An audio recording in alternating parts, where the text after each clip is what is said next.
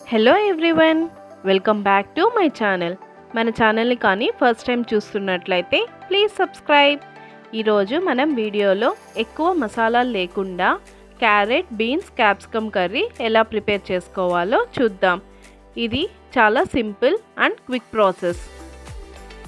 Beginners కూడా చాలా ఈజీగా చేసేసుకోవచ్చు. మరి ప్రాసెస్ ఏంటో చూసేద్దాం.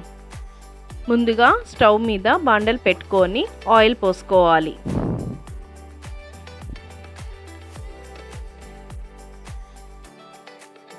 ఆయిల్ హీట్ అయిన తరువాత ఒక హాఫ్ టేబుల్ స్పూన్ జీలకర్రను వేసుకొని చిటపటలాడిన తరువాత పట్టా లవంగాలు కూడా వేసేసుకోవాలి. మనం సన్నగా తరిగి పెట్టుకున్న ఉల్లిపాయ ముక్కలను వేసుకొని ఒక 2 మినిట్స్ పాటు ఆయిల్లో ఫ్రై అవ్వనివ్వండి. ఇప్పుడు ఒక టేబుల్ స్పూన్ అల్లం వెల్లుల్లి పేస్ట్ని వేసుకొని పచ్చివాసన పోయే వరకు బాగా ఫ్రై చేసుకోవాలి.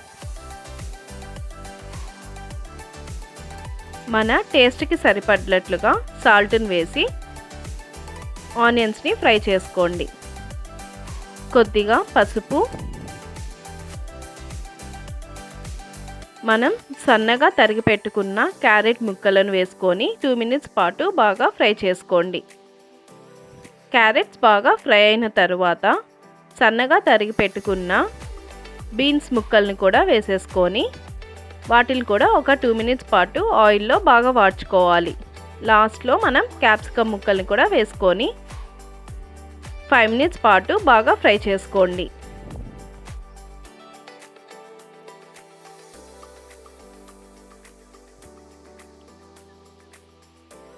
టమాటా ముక్కల్ని కూడా వేసి టమాటాలు కూడా కొద్దిగా సాఫ్ట్గా అయ్యే వరకు ఫ్రై చేసుకోవాలి. మన కారానికి సరిపడ్డట్లుగా మిరప్పొడిని వేసుకొని హాఫ్ టేబుల్ స్పూన్ ధనియాల పొడిని కూడా వేసుకోవాలి. కూరని బాగా మిక్స్ చేసిన తర్వాత ఇప్పుడు పీసెస్ నుండి కొద్దిగా ఆయిల్ సెపరేట్ అవుతుంది కదా, ఈ స్టేజ్లో 1 గ్లాస్ వాటర్ని పోసుకోవాలి. కూరని బాగా మిక్స్ చేసుకొని మూత పెట్టి మీడియం ఫ్లేమ్లో ఒక 15 మినిట్స్ పాటు బాగా కుక్ అవ్వనివ్వాలి.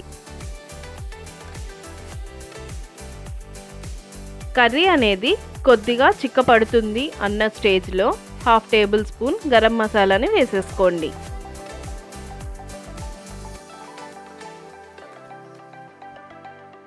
మనకి కర్రీ కన్సిస్టెన్సీ అనేది కొంచెం థిక్గా అయిన తరువాత పీసెస్ కూడా ఉడికాయో లేదో చెక్ చేసుకొని ఫైనల్లో కొత్తిమీరని చల్లేసుకొని స్టవ్ ఆఫ్ చేసేసుకోండి. అంతే, ఎంతో ఈజీగా చేసుకునే carrot, beans, capsicum curry ready. ఇది అన్నంలో కానీ చపాతీల్లో కానీ సూపర్గా ఉంటుంది. మీరు కూడా ఒకసారి ట్రై చేయండి. మీకు కూడా ఈ వీడియో నచ్చినట్టయితే ఒక లైక్ కొట్టి షేర్ చేసి సబ్స్క్రైబ్ చేయండి. Thank you for watching.